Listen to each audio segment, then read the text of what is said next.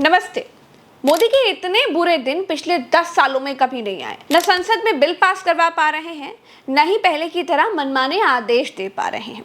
आदेश दे भी रहे हैं तो वापस लेने पड़ रहे हैं। आरक्षण को रौंदने वाला लैटरल भर्ती वाला आदेश नरेंद्र मोदी को वापस लेना पड़ गया। दोस्तों, पूरा चुनाव ही इस बात पर लड़ा गया कि अगर मोदी 400 सीटें जीत गए तो संविधान बदल देंगे, आरक्षण को खत्म कर देंगे।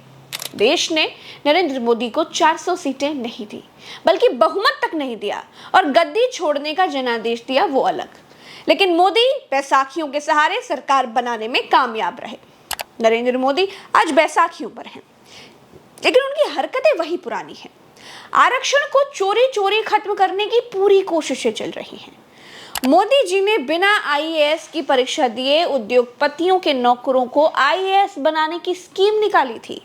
100% सच सुन रहे हैं आप। और ये स्कीम निकालते ही एनडीए दो फाड़ हो गया दोस्तों।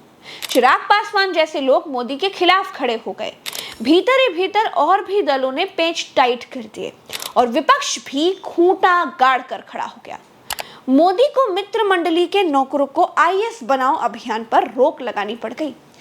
ऐसा लग ही नहीं रहा है दोस्तों कि सरकार मोदी चला रहे हैं। ऐसा लग रहा है जैसे सरकार विपक्ष के दबाव में चल रही है। क्या है पूरा मामला, आगे मैं आपको वीडियो में बताऊंगी। जो एक अकेला अब तक सब पर भारी था, वो बाजीगर का शाहरुख खान बनकर अपने ही निर्णय क्यों बार बार बदलता है और आरक्षण से इतनी घबराहट क्यों है।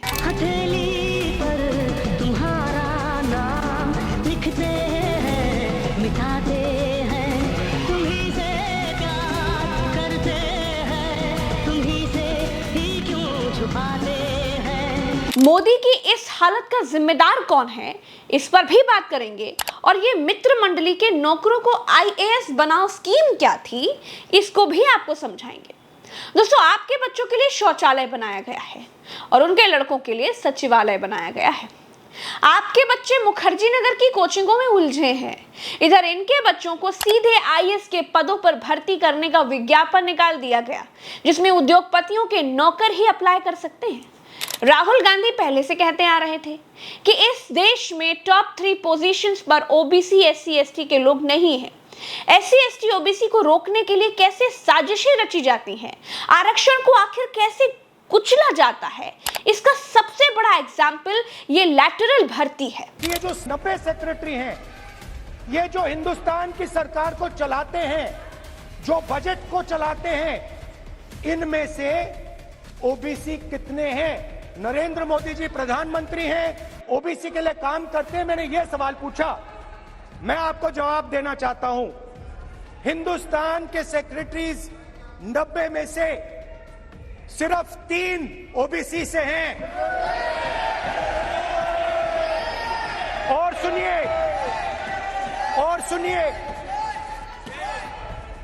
और सुनिए, नहीं घबराइए मत।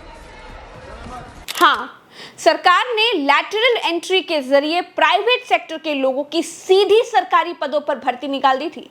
यूपीएससी की तरफ से जिन 45 पदों पर नियुक्ति के लिए विज्ञापन जारी किया गया था, उसमें ऐरे गहरे पदों पर प्राइवेट कंपनियों के लोगों को नहीं लिया जा रहा था। अलग अलग मंत्रालयों में सीधे joint secretary, director, deputy secretary जैसे पदों पर 5 साल के लिए कॉन्ट्रैक्ट वाली नौकरी दी जा रही थी। आरक्षण जाए चूल्हे भाड़ में, बाबा साहेब का सपना जाए चूल्हे भाड़ में।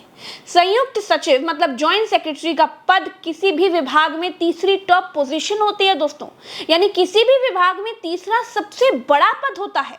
आप सोचिए कि देश को चलाने वाले अलग अलग विभागों में या प्राइवेट कंपनियों में नौकरी कर रहे लोगों को बिना आईएएस की परीक्षा दिए ऊंचे पदों पर बिठाई देने की तैयारियां चल रही थी। अब सोचिए कि देश में ज्यादातर बड़ी प्राइवेट कंपनियां कौन चला रहा है? सोचिए, यस, सही समझ रहे हैं आप।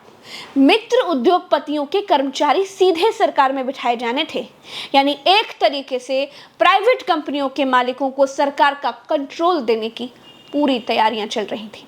लोग आरक्षण की बात कर रहे थे, लेकिन ये बात आरक्षण से कहीं आगे की है। ये उद्योगपतियों के आगे सीधा सीधा सरकार का सरेंडर था दोस्तों। प्राइवेट कंपनी में जो आदमी 15 साल तक काम कर चुका हो, जिसकी उम्र 45 हो, जो ग्रेजुएशन किया हो, वो सीधे ऊंचे पदों की नौकरी पर रखा जा सकता था। जब ये बात खुल गई, विपक्ष ने बहुत विरोध किया तो मोदी को यह फैसला वापस लेना पड़ गया। ये देखिए, ये वो लेटर है जिसमें आखिर में मंत्री जितेंद्र सिंह मोदी को महान बताते हुए आदेश वापस लेने की बात कर रहे हैं और दूसरे लेटर में आदेश वापस ले लिया गया है। दोस्तों, भारतीय जनता पार्टी कहती है कि लैटरल भर्तियों का सुझाव दूसरे रिफॉर्म में कांग्रेस के समय वीरप्पा मोइली ने दिया था, लेकिन अब समय बदल चुका है। अब दलित समाज को साफ दिखाई देता है कि 5 किलो राशन की आड़ में आरक्षण के साथ बड़ा खेल किया जा रहा है। इसीलिए बीजेपी को ऐसी आरक्षण भर्ती नहीं लानी चाहिए थी, लेकिन फिर भी बीजेपी लेकर आई। अब इनकी हिम्मत को तो दाद देनी चाहिए, लेकिन जो हिम्मत है ना, ये बहुत ज़्यादा देर तक टिकी नहीं। अब देशभक्ति छोड़ करके विरोध करना सीख चुका है। लोगों का डर था कि सरकार इस व्यवस्था के जरिए अपने समर्थक लोगों को मंत्रालयों में जगह दे सकती है। विपक्षी नेताओं समेत कई लोगों का मानना है कि अगर सरकार समर्थक मंत्रालयों में आ जाते हैं तो इसका बहुत गलत फायदा उठाया जा सकता है, और इस बात का भी डर है कि कुछ अधिकारी ऐसे भी हो सकते हैं जो कुछ बड़े बिजनेस हाउस को फायदा पहुंचाने के लिए नीतियां बना सकते हैं। यस, लेटरल एंट्री के तहत पहले दौर की भर्ती मोदी सरकार में 2018 में शुरू हुई। तब सरकार को संयुक्त सचिव स्तर के पदों के लिए कुल 6077 आवेदन आए। यूपीएससी ने चयन प्रक्रिया पूरी करने के बाद 2019 में 9 अलग अलग मंत्रालयों में 9 लोगों की भर्ती के लिए नामों की सिफारिश की। 2021 में लैटरल एंट्री के लिए दूसरी बार आवेदन मांगे गए। फिर मई 2023 में लैटरल एंट्री के जरिए भर्ती का विज्ञापन यूपीएससी की ओर से जारी किया गया था।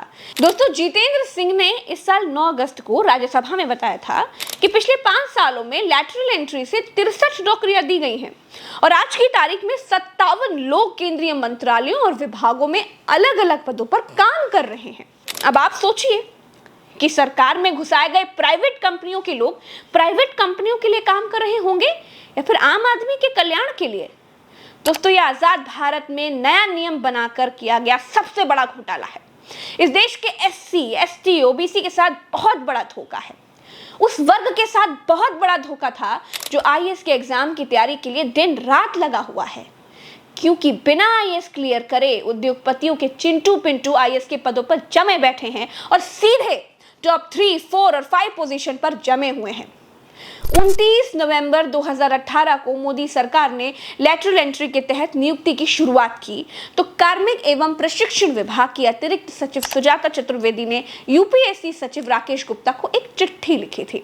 इसमें उन्होंने कहा, राज्य सरकार सार्वजनिक क्षेत्र, स्वायत्त निकायों, वैधानिक निकायों, यूनिवर्सिटी से जिन उम्मीदवारों की नियुक्ति की जाएगी उन्हें उनके ओरिजिनल डिपार्टमेंट से जुड़ा हुआ ही माना जाएगा। बस इस बार उनकी नियुक्ति डेपुटेशन यानी शॉर्ट टर्म कॉन्ट्रैक्ट के तहत होगी। डेपुटेशन पर नियुक्ति के लिए अनिवार्य तौर पर आरक्षण देने का कोई निर्देश नहीं है। डेपुटेशन का मतलब किसी कर्मचारी का उसके ओरिजिनल डिपार्टमेंट में किसी अन्य डिपार्टमेंट में कुछ वक्त के लिए अस्थायी ट्रांसफर है। इन पदों को भरने की वर्तमान व्यवस्था को डेपुटेशन की तरह ही माना जा सकता है, जहां जहां एससी, एसटी, ओबीसी के लिए अनिवार्य आरक्षण जरूरी नहीं है। हालांकि अगर कोई एससी, एसटी, ओबीसी उम्मीदवार योग्य है तो उनकी नियुक्ति पर विचार भी किया जाना चाहिए।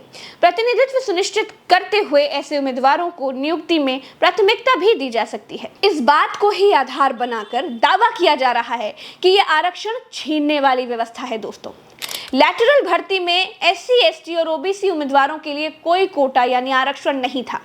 राहुल गांधी ने कहा कि लैटरल एंट्री दलित, ओबीसी और आदिवासियों पर हमला है। भाजपा का राम राज्य का विकृत संस्करण संविधान को नष्ट करना और बहुजनों से आरक्षण छीनना चाहता है। सरकारी सिस्टम, प्राइवेट कंपनियों के लोगों को सीधे बिठाने का विरोध चिराग पासवान ने किया। चिराग पासवान का कहना था कि सरकारी भर्तियों में आरक्षण का पालन करना जरूरी है। सरकार से बात करूंगा। एनडीए के भीतर ही इसका विरोध होने लगा। मोदी का समर्थन करना मोदी के एनडीए दलों को भारी पड़ने लगा। दोस्तों, अखिलेश यादव ने भी इसका जमकर विरोध किया। मायावती ने भी इसका विरोध किया। उन्होंने क्या कहा सुनिए। उच्च पदों पर सीधी नियुक्तियों को बिना किसी नियम के बनाए हुए भरना ये बीजेपी सरकार की मनमानी होगी, जो कि गैर कानूनी एवं असंवैधानिक होगा। इसलिए मैंने दोस्तों शुरू में कहा था कि आपके बच्चों के लिए शौचालय बनाया गया है और उद्योगपतियों के कर्मचारियों के लिए सचिवालय बनाया गया है। आपकी आय दोगुनी करने का झूठा वादा करते हैं और उनके लिए सीधे टॉप पोजीशन वाली नौकरियां हैं। भाई, आपके बच्चे आईएएस परीक्षा निकालने में संघर्ष कर रहे हैं, लाइब्रेरीज में डूब कर मर रहे हैं, और उनके बच्चे बिना आईएएस की परीक्षा दिए आईएएस की टॉप 3 पोजीशन वाली नौकरी लेकर मौज कर रहे हैं। और करने वाले थे। ये सरकार 240 पर सिमट गई तो आरक्षण और संविधान को चुपके दफन करने की कोशिशें कर रही थी। अब सोचिए, अगर 400 सीटें मिल जाती तो ये क्या क्या करते। सरकार ने पिछड़े दलितों का आरक्षण खा जाने वाली चोरी की इस नौकरी का विज्ञापन वापस ले लिया है। याद रखिए दोस्तों, विज्ञापन वापस हुआ है, लैटरल स्कीम नहीं। होशियार रहिए, जागते रहिए, देखते रहिए, समझते रहिए और चैनल को सब्सक्राइब जरूर कीजिए। नमस्कार।